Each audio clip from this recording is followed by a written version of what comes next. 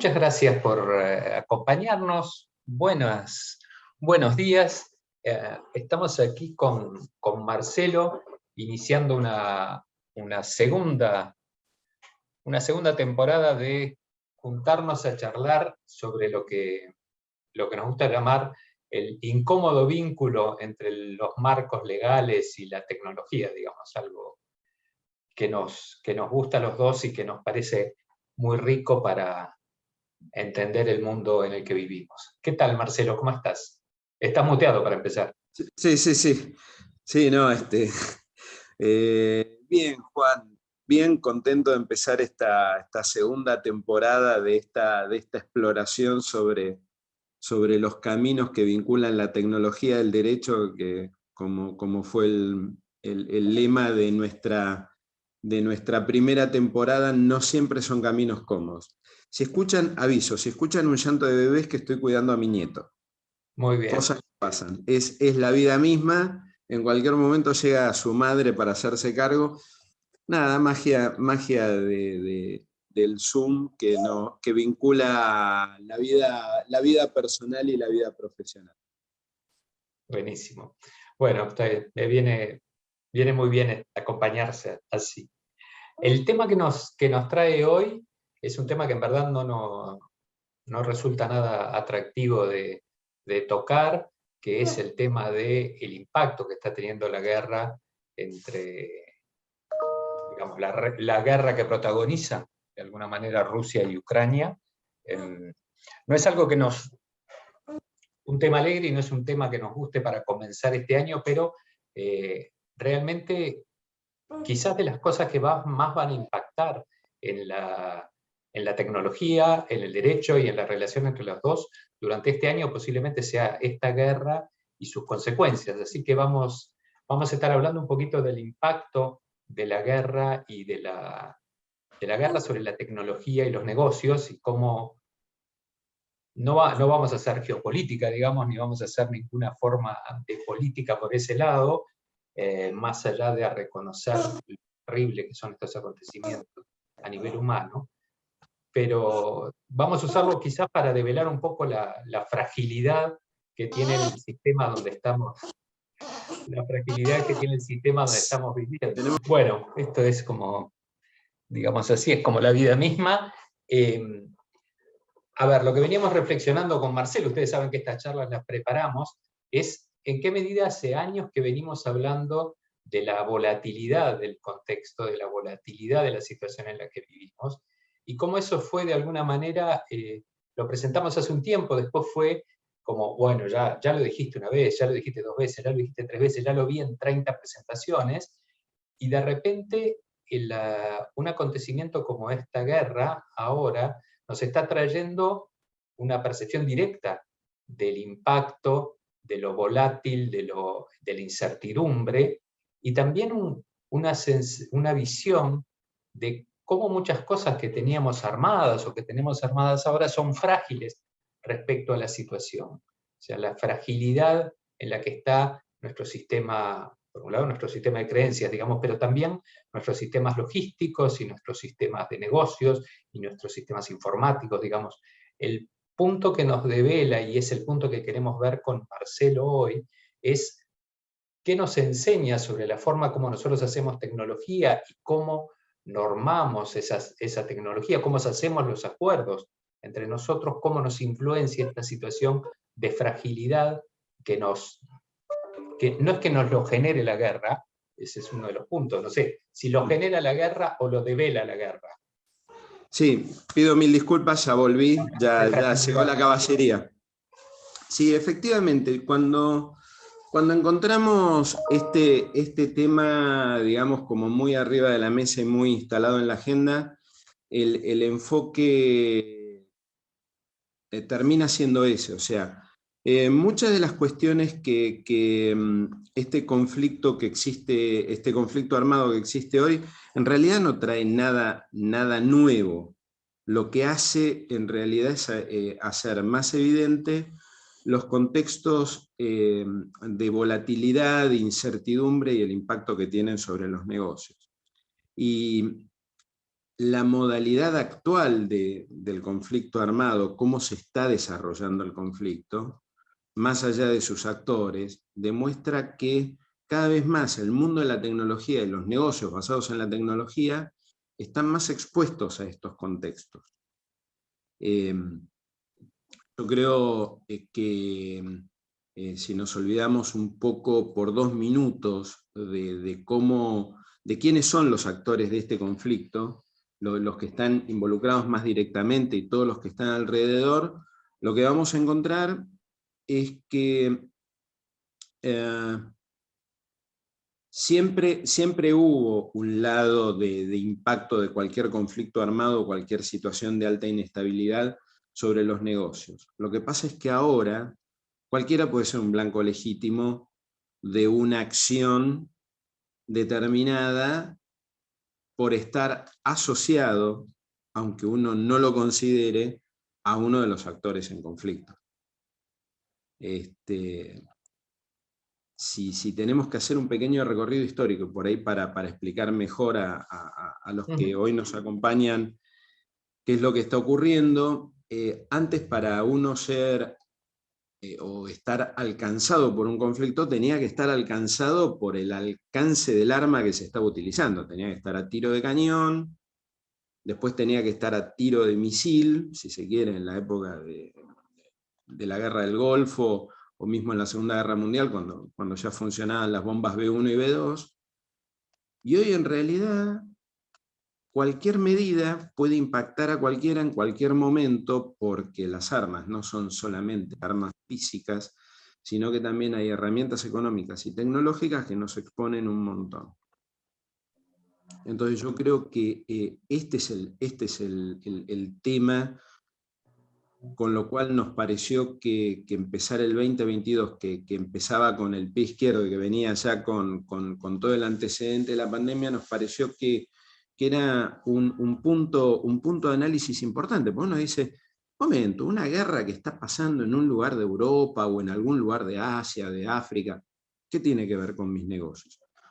O con mi nivel de exposición a las consecuencias de ese conflicto. Yo creo que hay un montón. O sea, hay situaciones bien concretas. Si querés, Juan, las vamos repasando distintas situaciones. Pero me parece que hay un elemento más que vos estabas diciendo, por qué esta guerra, por qué alguna guerra. En verdad, lamentablemente, esta guerra es una guerra más de las que se están desarrollando en este milenio y de las que se están desarrollando en este momento. Pero en algún sentido también es una guerra que nos llega más, literalmente. Y me parece que hay, por un lado, la disponibilidad de la tecnología, que como vos decís, puede volver, digamos, tiene alcance global. Las redes digitales permiten un alcance global de los ataques, digamos. Claro. Eso es lo que estamos hablando. Pero también hay un entramado económico, digamos, no es Internet el único entramado, la única red por la que se distribuye el impacto, sino que hay un entramado económico que nos conecta con esta guerra de una manera que no nos conecta con otras. O sea, para mí es toda una reflexión sobre esto de, en algún momento, hace algunos años, decíamos que el mundo se había vuelto plano, no por terraplanista, sino por decir, de cualquier lugar se puede llegar a cualquier lugar de manera sencilla, y eso posiblemente sea relativamente cierto en Internet, pero en el establecimiento de las redes económicas realmente hay lugares más cercanos que otros, y este conflicto está ocurriendo en un lugar mucho más cercano. Sí, a ver, a mí me parece que ese, digamos, este ángulo de que uno antes podía ver un conflicto armado como una cosa muy distante, si no estabas al alcance del impacto físico del conflicto, hoy efectivamente, como señalabas, estás a un nivel de cercanía y de disponibilidad y de sentir los efectos del conflicto por los entramados que a distintos niveles vos tenés presentes. O sea, esto, y coincido que esto es más allá de la mera existencia de Internet. podemos ir como recorriendo distintos aspectos. A mí me parece que una buena forma de hacerlo visible es, me tienta a recorrer cualquiera de los dos caminos, pero que en realidad vamos a recorrer los dos, pero me parece que tal vez uno donde lo vamos a ver de una forma más clara y directa es en los esquemas de economía y finanzas que hoy están dando vueltas en el mundo. Dale, vamos con eso. ¿Qué quiero decir con esto? Primero, toda la economía a nivel mundial termina siendo impactada por un conflicto que suma actores a una velocidad y a una intensidad mucho mayor que otros conflictos armados que hoy mismo en simultáneo se están dando, digamos. Un conflicto dentro de Afganistán, como todavía hoy sigue ocurriendo, como es más localizado, parece no, o sea, siendo que es un drama humanitario, no acarrea demasiadas consecuencias en cuanto al giro de la economía. Ahora, cuando vos tenés un conflicto que se está dando en una porción donde es estratégica en términos de generación de energía y generación de alimentos y generación de insumos para la producción de alimentos, la escala y la intensidad con lo que llegan los efectos sobre el resto de la economía global es muy rápida. Y muy directa. Hoy, muchos de los contratos que tengo arriba de la mesa en discusión, yo y otros tantos profesionales trabajando para tantas empresas que no tienen que tener ni siquiera una gran escala, basta con que sean una pyme o una startup que tiene un alcance regional como para que empiecen a sentir estos efectos, encuentran que todas las proyecciones en más de un vertical de industria están impactadas. Vos hoy, si se corta el acceso a gas y a petróleo que viene desde la Unión Soviética hacia Europa y otros destinos, es un problema. Y sube el costo de la energía. Si sube el costo de la energía, sube el costo de las transacciones. Como no sabés dónde está el techo de esta suba de commodities, de esta suba de los valores del barril de petróleo, del BTU de gas, realmente el número de los contratos termina siendo impactado, cosa que antes vos hace 4 meses o 6 meses no era un problema que tenías. Y una cosa es tener la estrategia de un mindset de inflación en pesos, contratos entre partes locales que transaccionan en pesos. Nosotros desde el 2006, 2008, más o menos, donde la inflación vuelve a ser un problema en la Argentina, es una cosa con la cual nosotros estamos acostumbrados a convivir. Pero no tenemos a los actores internacionales acostumbrados a pensar que la inflación puede volver a ser un problema por largo tiempo y en moneda dura. Entonces, hoy vuelve a aparecer en la mesa de discusión, después de décadas en acuerdos internacionales, el tema de la inflación. ¿Cómo hacer con eso? Hay algunos, y esto vuelvo a que determinadas industrias están más impactadas que otras. Energía, todo lo que depende de una matriz energética convencional,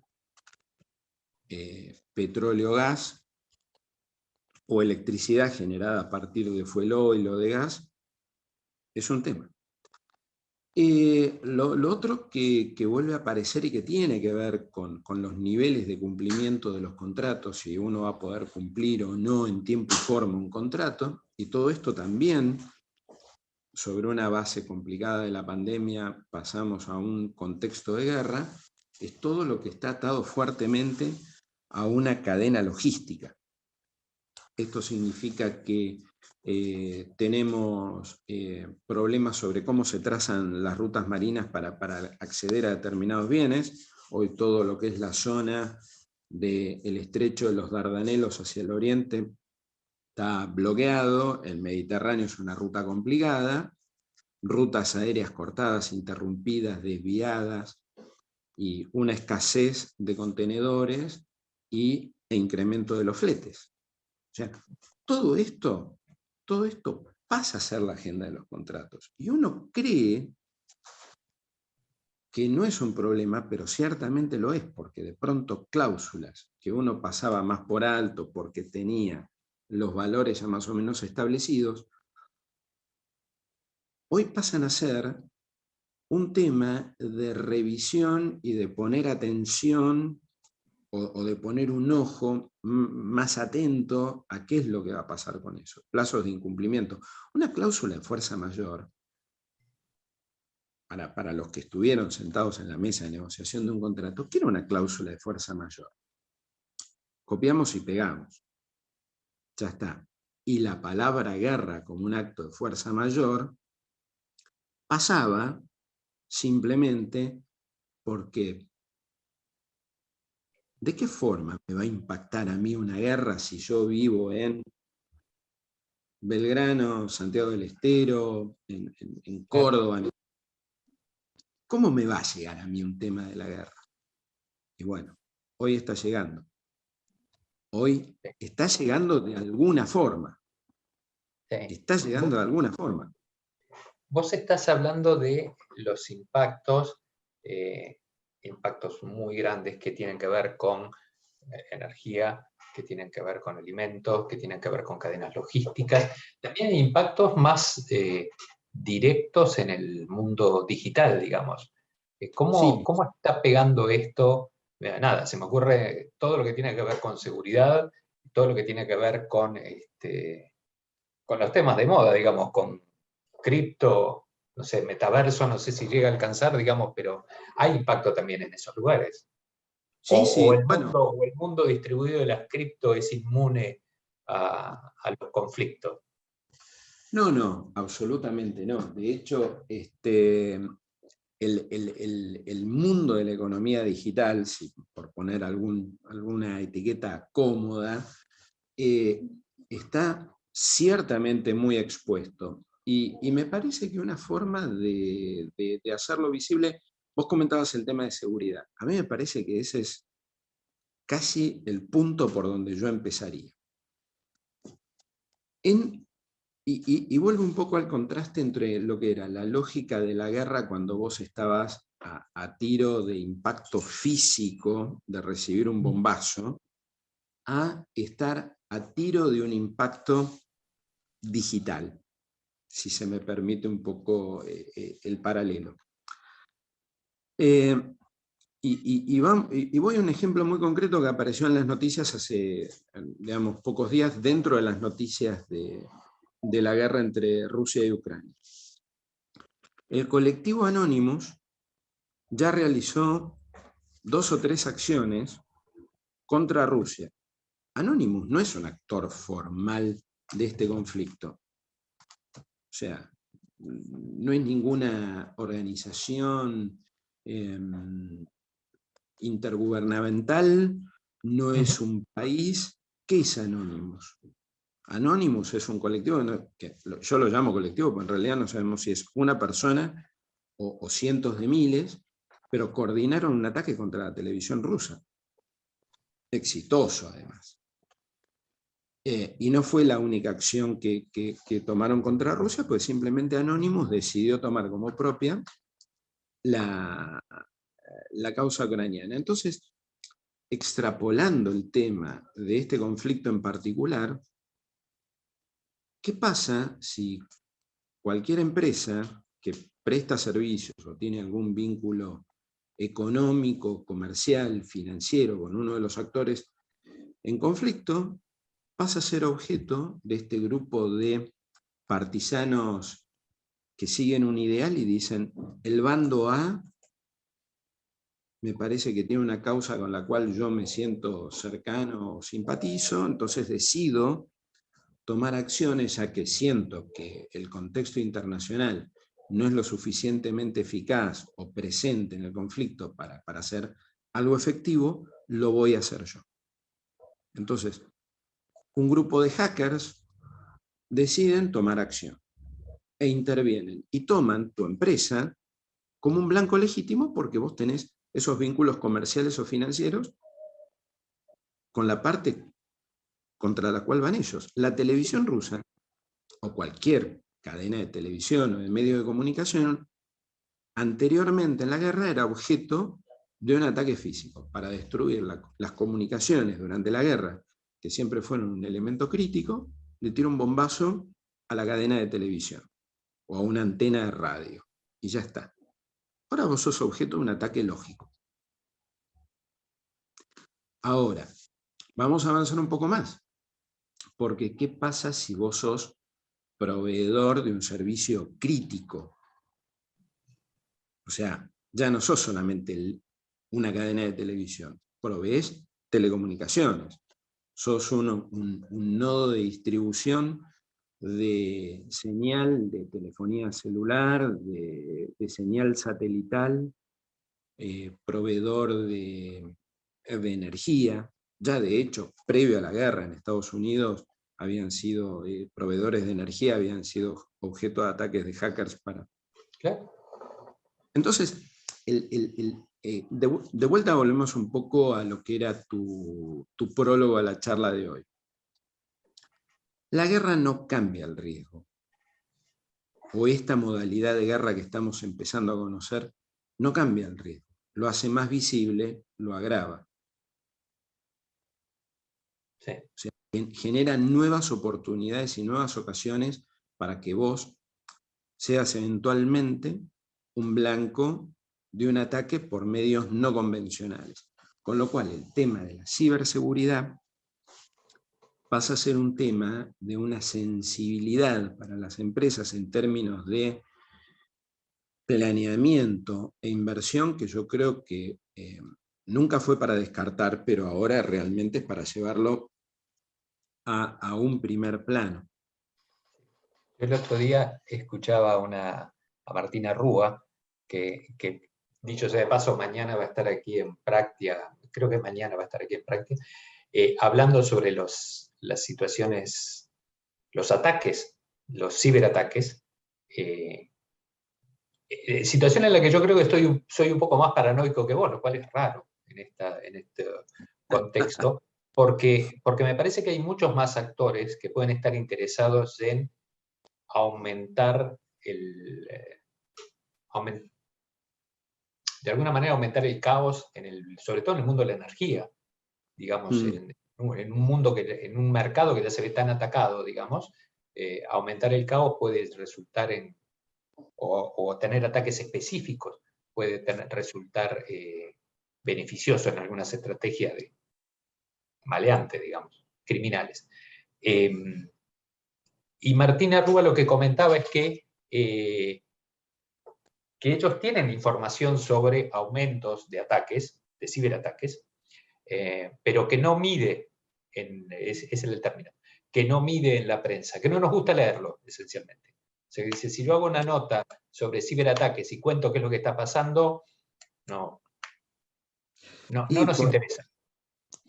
Mirá, vos sabés que primero siempre recomiendo cualquier charla donde esté Martina Rúa, recomiendo. Así que si Práctica va a contar con la participación de Martina Rúa, no dejen, no se pierdan ese contenido, pues seguramente es muy rico. Y yo entiendo y adhiero a esta frase que comentabas de que no miden la prensa porque no nos gusta escuchar, no nos gusta leer. Porque también el tema de la guerra actual y los riesgos que puede llegar, que ahora todavía tenemos que hablar de la parte financiera, que me parece que también impacta mucho en lo que es la audiencia de los contenidos de Práctica. ¿Qué es lo que nos da la tecnología? Y me remito a una de las primeras charlas que tuvimos en la temporada 1. La tecnología genera un acto de fe. Vos creés que la tecnología es inviolable y entonces vos generás hábitos de vida, de consumo, de actividad comercial en torno a la tecnología.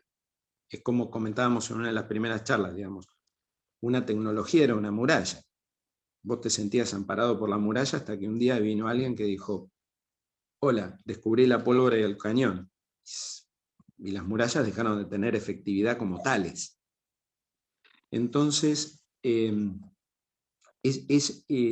mismo pasa hoy. Vos preparás firewalls y protocolos de seguridad, pero si la gente no se adiestra, no lo toma como algo importante o valioso para seguir, y lo lleva adelante lo vive como el riesgo que es, y vos te lo querés sacar de encima, porque te querés salir de lo que afecta a esa caja de cristal de sensación de seguridad. Ahora bien, hay otra cuestión más, y esto tiene que ver y conecta directamente con el tema de lo que vos decís, que hay gente que quiere sacar beneficio de lo que es el caos.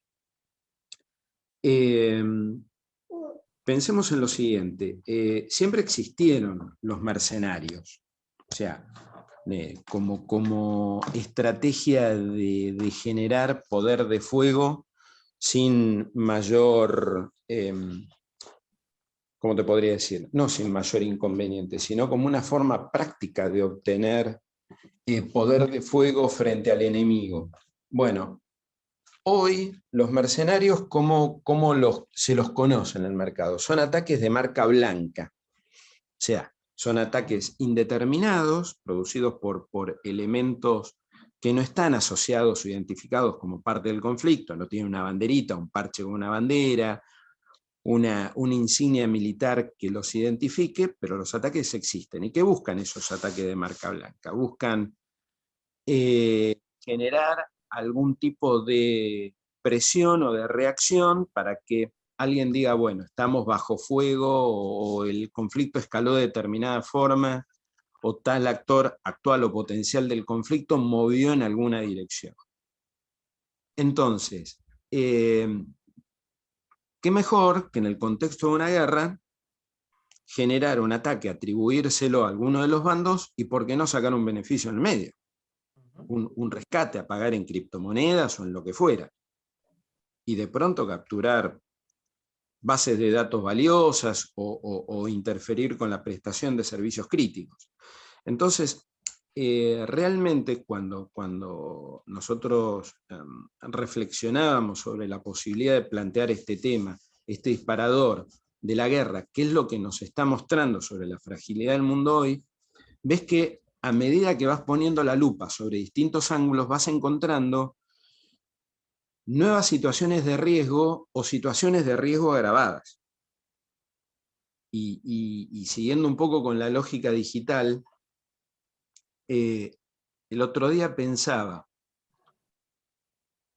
la facilidad hoy de generar fake news tiene que ver también con el tema digital y la posibilidad de que la reputación de la empresa se vea afectada por una noticia que de pronto es muy fácil de distribuir a través de redes y es muy difícil de rebatir en el entorno de las redes. O sea, así como tenés equipos de ciberseguridad, también tenés que tener equipos de comunicación que entiendan la lógica de las audiencias hoy.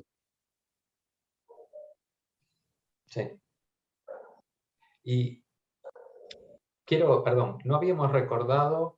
habíamos señalado que está abierto el chat y el área de preguntas para hacer preguntas que vamos a responder al final, es que si alguien quiere hacerlo.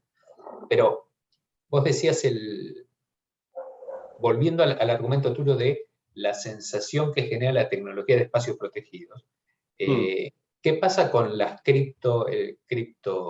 digamos, la blockchain nos libera de los mercados, de los bancos centrales? La blockchain nos libera de todo tipo de mercados centrales o centros de cómputos centralizados.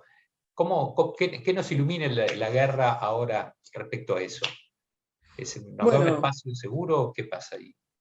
No, yo creo que justamente lo que demuestra es que en un mundo descentralizado, vos también lo que estás multiplicando son los posibles frentes de ataque. O sea, esto seguramente, vos viste que la tecnología no queda por fuera de la grieta, digamos, los que están enamorados de todo lo que representa blockchain en términos de seguridad, descentralización, huir de los espacios sujetos al alcance o a la mano del regulador, pareciera que eso genera una cierta sensación de seguridad. Sin embargo, en algún lugar siempre hay alguien minando criptomonedas físicamente, con acceso a energía. Volvemos al tema del acceso a los insumos críticos. ¿Qué va a pasar con el gas fee cuando la energía de determinadas facilities de minado empiece a subir por el consumo intensivo de energía que el minado requiere, o cualquier transacción sobre la blockchain requiere? Un tema a debatir, no digo que necesariamente vaya a pasar, pero digo que es un tema que va a aparecer en los números de los contratos vinculados al mercado cripto, o al mercado de criptoactivos, si queremos ser un poco más específicos, que ya de por sí es de alta volatilidad. Segundo, hemos visto florecer, digamos, no quiero spoilear lo que seguramente vamos a tratar en tema aparte, que es qué pasa cuando florecen los proyectos vinculados a criptoactivos, ¿no? Digamos, cuántos son sólidos, cuántos son humo. O sea, gente, lo vamos a tratar específicamente. Pero sí me parece que en este entorno que estamos hablando, y desde la particular perspectiva que estamos viendo hoy, yo creo que genera mayor incertidumbre. Para mí la respuesta es, estamos en un mundo mucho más incierto. Y te lo fundamento. ¿Es cierto que ya era un mercado volátil? Sí, es cierto. Es cierto que esa volatilidad tenía mucho que ver con el hecho de que fuera un mercado justamente desregulado, que era lo que lo hacía atractivo. Me corro de los bancos centrales, me corro de las autoridades fiscales, me corro de todo ese aparato jurídico, legal, institucional que lo hacía tan pesado. Eso era cierto, pero hoy es relativamente cierto, porque, y también lo vamos a tratar en alguna reunión futura con más detalle, es creciente el interés de las instituciones fiscales, tributarias, monetarias y de seguridad, todo lo que es el tráfico de criptoactivos. Y de las 4 áreas regulatorias que señalé, voy a poner un eje en el tema de seguridad, porque justamente el tráfico por redes descentralizadas de bienes, el criptoactivo no es moneda, pero sí es un bien económicamente valioso, por eso permite transaccionar. ¿Qué pasa si yo, como pasa hoy, un actor de un conflicto empieza a recibir donaciones en criptoactivos? Hoy pasa concretamente con Ucrania. Recibe para fondear lo que son los gastos de defensa y de atención de su población, recibe donaciones a través de criptoactivos. Entonces, cualquier plataforma que transaccione esos criptoactivos y que esté vinculada a una parte en conflicto, termina siendo un blanco legítimo de la otra. Para un ataque, pero también para sanciones económicas. Y acá un poco conecto, pues están esencialmente conectadas, digamos, el tema de los criptoactivos y todas las transacciones económicas, financieras y comerciales que generan, conllevan en sí mismo, antes era un interés, bueno, de qué está pasando ahí, cómo capturo esa riqueza que está moviéndose. Hoy lo que es cómo actúo sobre esos activos para cortar el flujo de fondos que sostiene la parte económica y financiera de la guerra, porque esto, a ver, no es ni ningún descubrimiento ni ninguna editorial política ni nada. Siempre la guerra tuvo un costo, no solamente un costo en vidas, sino un costo económico. Los papas se han endeudado para tener mercenarios, para resolver sus conflictos con los señores de la península itálica en su momento. Los reyes de la antigüedad se han endeudado. Nadie sale bien parado. Vietnam tuvo un costo económico enorme. Siempre, cualquier guerra, la guerra del Golfo tuvo consecuencias económicas importantes para toda la economía mundial.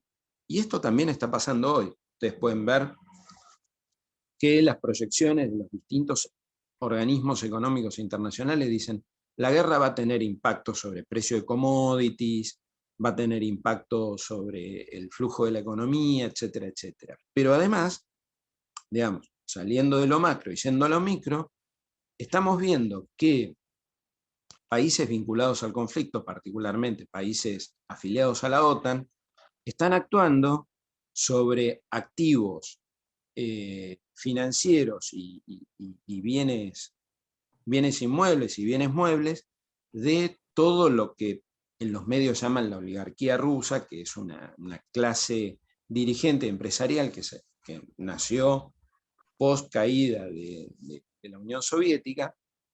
Entonces, si de pronto tu empresa recibe un inversor ruso, como pasó con los clubes de fútbol ingleses, que son sociedades comerciales, podés caer dentro de alguna sanción económica. Y esto también tiene que ver con el nuevo mundo, con los nuevos modelos de guerra.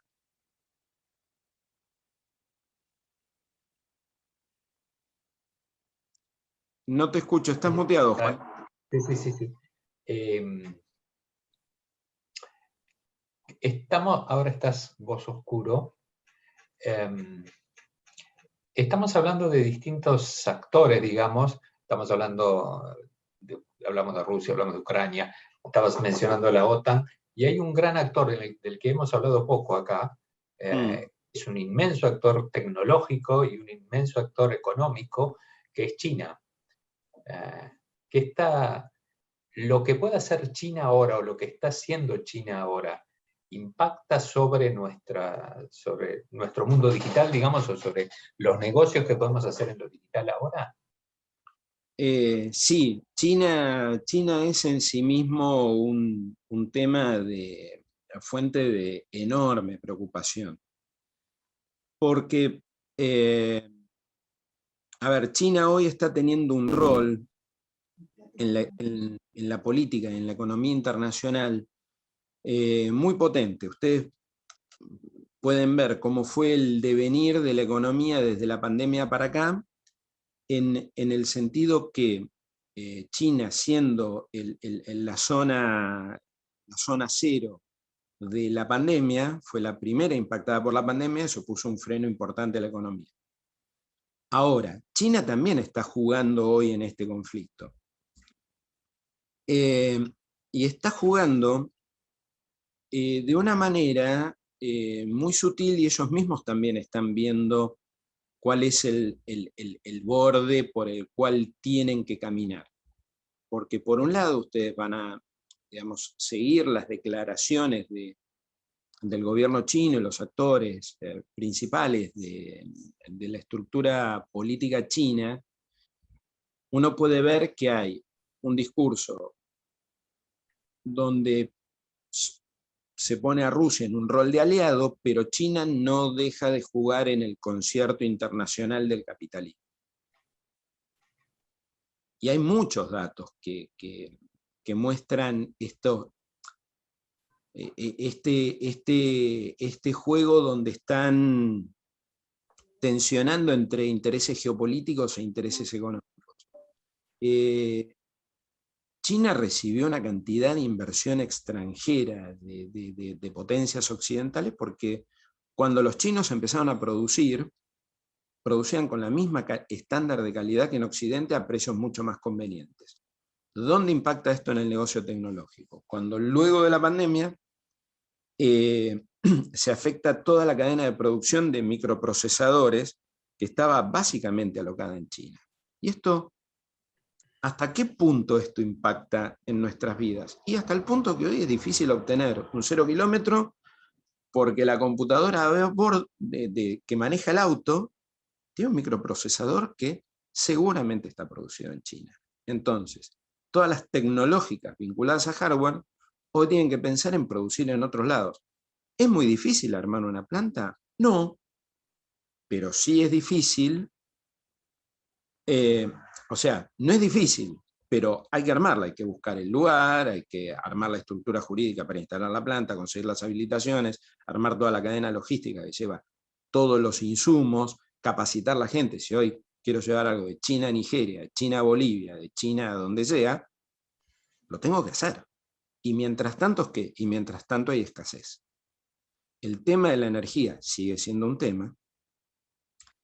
Y por otro lado, el mayor control que va tomando el gobierno chino sobre las industrias tecnológicas en China también generan ciertas tensiones dentro del mercado.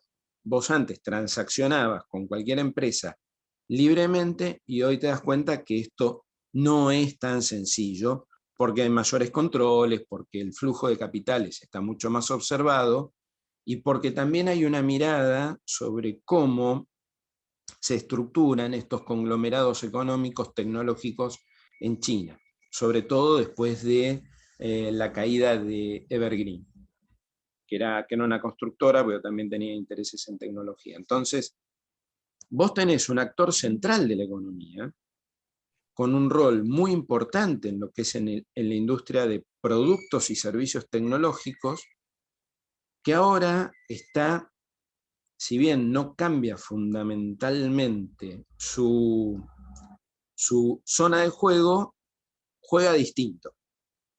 Y esto también nos modifica a nosotros el contexto de los negocios y termina teniendo impactos en los negocios. Porque además todo lo que nosotros teníamos por dado, hoy ya no está dado. Alguien antes asumía que en cualquier lado se minaba cripto, en cualquier... el acceso a servidores para minado o el acceso a servidores para cualquier cosa estaba garantizado porque básicamente la producción de China, que era mayoritaria, era una cosa que simplemente fluía. Uno metía la orden y venía la placa necesaria, el microprocesador necesario, el componente necesario. Hoy no es así. De hecho... Vos decís que la capacidad de cómputo que nosotros pensábamos infinita se está terminando o se está, no diría minando porque tiene otro sentido acá, pero ¿estamos está en riesgo afectada. de dejar de tener una capacidad infinita? Dejaste de tener una capacidad infinita hasta tanto toda la logística de acceso al hardware correspondiente se reacomode. En la medida que toda la producción de hardware que sostenía toda esa capacidad de procesamiento que nosotros asumíamos infinita, vaya hacia nuevas plantas con acceso a la misma cantidad y calidad de insumos, léase materiales, minerales, energía y recursos humanos calificados, vamos a tener por una cantidad de tiempo ciertas restricciones. Así que sí, ciertamente vamos a tener un impacto. No diría que está completamente limada esa capacidad, pero está afectada, claramente está afectada. Entonces, hoy un jugador de la industria de energía tiene nuevas posibilidades. Pues vos decís, si yo soy una empresa que genero renovables, puedo tener un negocio excelente porque le puedo facilitar a un mercado enorme salir de la dependencia de un barco que transporta gas, o del gas de un gasoducto, o del petróleo de un oleoducto. Si consigo el litio suficiente para armar baterías, por ejemplo. o los materiales o el sílice para las placas de energía solar, o los materiales para construir los molinos de energía eólica. Ahora, si yo estoy atado a una matriz energética convencional, esto es mucho más complicado. Entonces, creo que todo está interrelacionado de tal forma que el escenario actual de conflicto lo que muestra es una aceleración de esta inestabilidad, digamos, todo esto que se hablaba de entornos VUCA y VICA. Bueno, es así, hoy lo estamos viendo. De hecho, vos fijate, y vuelvo al tema de la energía, pues no es menor, cuando el gobierno chino dice, me parece que el minado de criptos me está consumiendo más energía de la que quiero que se consuma, pues yo necesito esa energía para llevarla a la producción de otros bienes y servicios, el mundo de las criptos sufre un sacudón. Y ahora, hoy, noticia del día de hoy, lo estaba escuchando más temprano, el gobierno de Tierra del Fuego dice, che, paren, las granjas de minado que tengo acá en Tierra del Fuego me representan el 22% del consumo eléctrico de la provincia. Y yo eso lo necesito para las plantas que tengo bajo el régimen de promoción de Tierra del Fuego. ¿Por qué? Porque yo ahí tengo mano de operarios y tengo mano de obra paga, y una granja de minado no me produce lo mismo, ni en impuestos ni en índices de ocupación. Claro. No había visto esa noticia y no conocía ese número. Sí, acá tenemos, Sergio nos comenta que recomienda un libro que se llama Colapsología, reciente, no lo conocía, gracias por el dato, lo voy a buscar, que explica y detalla muy bien la relación y dependencia entre sistemas y la fragilidad actual. Así que gracias por el comentario, Sergio. Ya sabiendo que uno está avalado por un libro, uno siempre cuando un libro piensa igual que vos es como que te da una tranquilidad. Ya tenemos que ir cerrando. En el mundo, ya me pusiste mucho estrés sobre el mundo de la tecnología, digamos, y cómo nos cambia el escenario optimista en cuanto tiene que ver con equipamiento, en lo que cómo condiciona el mundo de las cripto, cómo nos realza lo que no queremos ver de los temas de seguridad. ¿Qué pasa más por la parte legales y de contratos, digamos? ¿Cómo podríamos actuar? ¿Qué es lo que podemos hacer ahora en ese mundo, digamos? ¿O a qué tenemos que prestar atención? Sí, yo creo que es la pregunta que nos angustia a nosotros, los abogados, y a los clientes que tienen, digamos, aquellos funcionarios de las empresas que les toca lidiar con los abogados, les contagiamos la angustia. Siempre hay en el trabajo sobre un contrato, siempre lo que hay es un gran ejercicio de imaginación.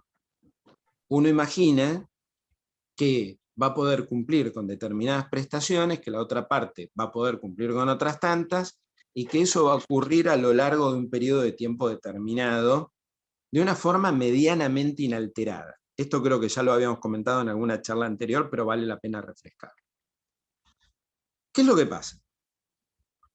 Que subyace sobre ese ejercicio de imaginación una evaluación de riesgos.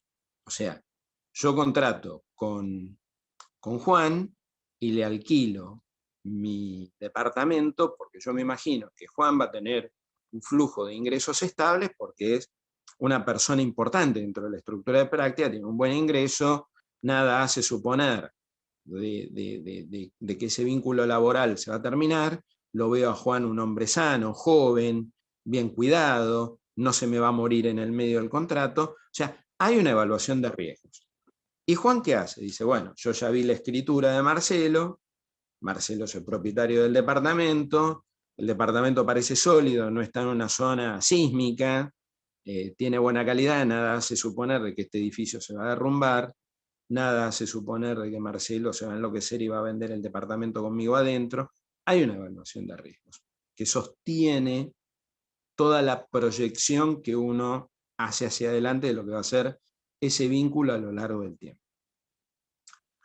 En los 90, o ahora en estos 2000 que estábamos recorriendo prepandemia, por mencionar dos etapas optimistas, ¿por qué el optimismo y por qué entrar con más alegría en un contrato? Porque todo parece dado, hay acceso a energía, hay como una ola de desarrollo económico, aparecen todos los días cosas nuevas que generan nuevos mercados, nueva demanda, nueva oferta. Estamos bien. Inclusive algo tan disruptivo como son todo lo que es el mundo de la fintech, todo lo que es el mundo de los criptoactivos.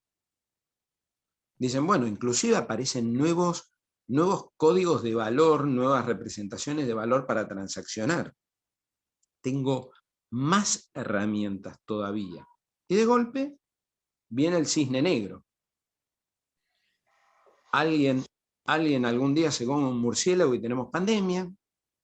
Alguien algún día decide que terminó el tiempo de las palabras y empieza el tiempo de los cañones. Porque al final del día esto reposa en una decisión individual, inicia un conflicto, y una pandemia inicia ni siquiera en una decisión individual. Una bacteria, un virus, algo se desata, muta dramáticamente y adiós, hay que salir a generar vacunas nuevas.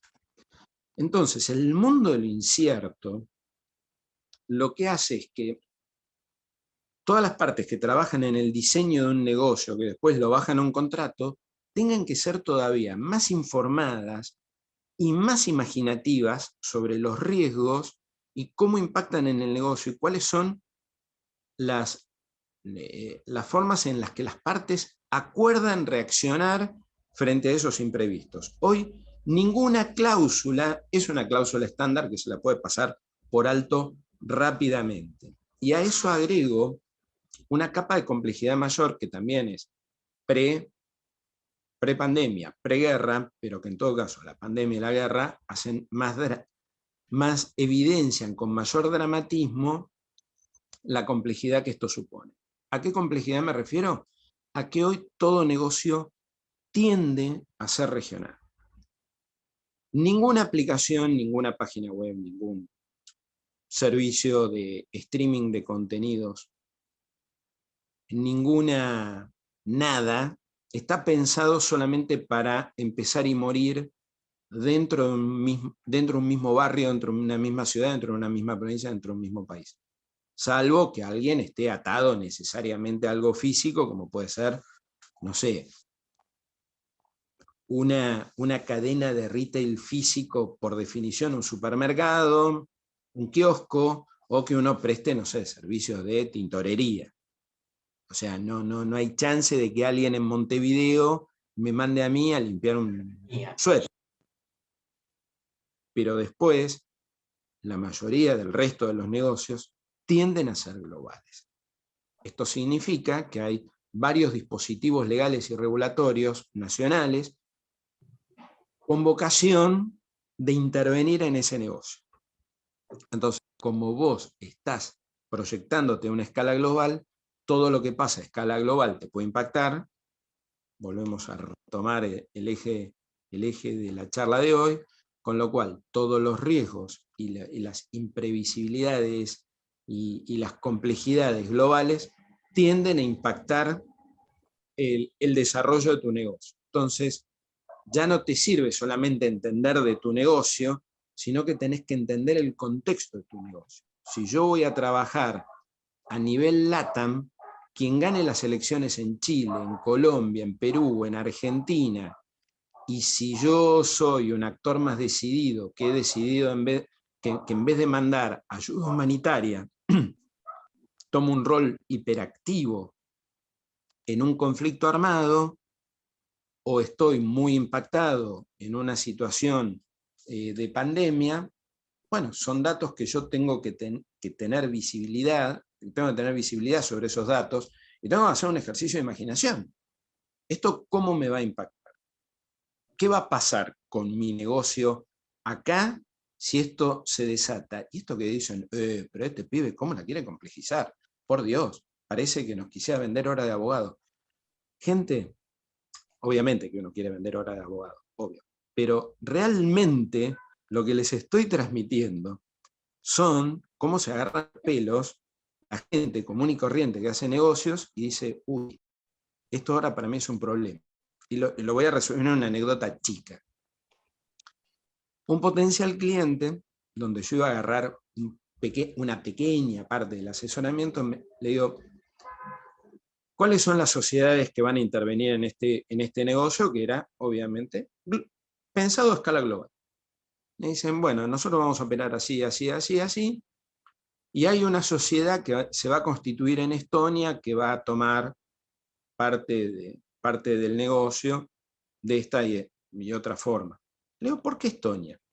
Me dice, pues nos gusta mucho el modelo de gobierno digital que tiene, es todo muy fácil, creemos que haya parte de la operación manejada desde ahí, le agrega valor al negocio. Estonia, para los que no recuerdan geografía, es una república báltica. Está a milímetros del conflicto. Un error de puntería puede hacer que un misil vaya donde no tiene que ir. Además, Estonia, aparte de estar pegadito a Lituania y Letonia, está muy pegadito a los países nórdicos, que están empezando a tener un discurso, porque cada uno de los países nórdicos tiene su particular historia con Rusia, y dicen, che, ya no me divierte nada, que volvamos a tensionar una vez más con una mirada imperial desde Rusia. Ya la vivimos, no nos gustó, salimos de una zona de neutralidad para apoyarnos en una estructura de mayor dimensión, como es la OTAN, donde los países bálticos ya participan. Conclusión, Estonia puede tener el mejor gobierno digital del universo, pero está a micronésimas, de golpe un día quedar envuelta en un conflicto. ¿Y de qué me sirve tener la mejor estructura societaria en la nación más avanzada en términos de gobierno digital si todo eso vuela por los aires a los 2 segundos? No estamos indemnes, no estamos por fuera de cualquier conflicto armado porque somos globales, nos pensamos globales, imaginamos nuestros negocios y nuestros vínculos jurídicos a nivel global, entonces ahora hay que pensar los riesgos con globalidad. ¿Es un desafío enorme? Sí, por supuesto. Pero no es solamente problema de los abogados, es cuando ustedes diseñan sus negocios, que ya tienen que prever esto. Nosotros escribimos lo que ustedes piensan, así que el primer dolor los primeros afectados por los dolores de cabeza son ustedes mismos, ustedes, empresarios. Muchas gracias, Marcelo. No tenemos más preguntas y nos fuimos pasando de tiempo, así que voy a estar cerrando esto. Quiero aclarar que nosotros utilizamos acá con Marcelo la noción de blanco legítimo, no porque consideremos ningún estilo de legitimidad dentro de la guerra, ni estamos evaluando eso, sino estamos tratando de usar la expresión de las películas y la expresión que se utiliza en ese territorio, digamos, ¿no? No estamos cortando... Legítimo en la cabeza de un actor que dice, yo ahora tengo derecho a agredirte, no porque nosotros justifiquemos la agresión. Es como si dijéramos blanco legítimo para saber a lo que nos referimos y no aportar legitimidad. Me quedo con la necesidad, como esto, si bien devela nuestra fragilidad, requiere la necesidad de imaginación y de pensarnos más estratégicamente, digamos, de que la salida a la estrategia global no es solo tan bonita de poder alcanzar más cosas, sino es también ser influenciado y estar más conectado con todas las cosas que pasan, y la necesidad de utilizar imaginación para poder crecer y desarrollarse en ese marco. De mi parte, voy cerrando esta presentación que me agrada mucho hacer con Marcelo. Lamento el tema que hemos tenido que elegir, digamos, pero queríamos responder a este, y los invitamos a la próxima. Nos encontraremos dentro de algunas semanas, el último jueves, para charlar de otro tema. Sí, bueno, Juan, para mí un placer siempre compartir contigo estos eventos que organiza Praxia. Y ya las próximas, digamos, yo creo que este era un tema de agenda necesario para entender los niveles de riesgo a los que estamos expuestos como contexto. Ya en las próximas charlas volveremos a nuestro habitual andar, que es seleccionar un tema y desmenuzarlo y analizarlo y plantearlo. Porque el mundo de los negocios digitales nos ha ofrecido un montón de novedades en el tiempo que no nos estuvimos reuniendo. Así que podemos conversar de esos temas. Estupendo.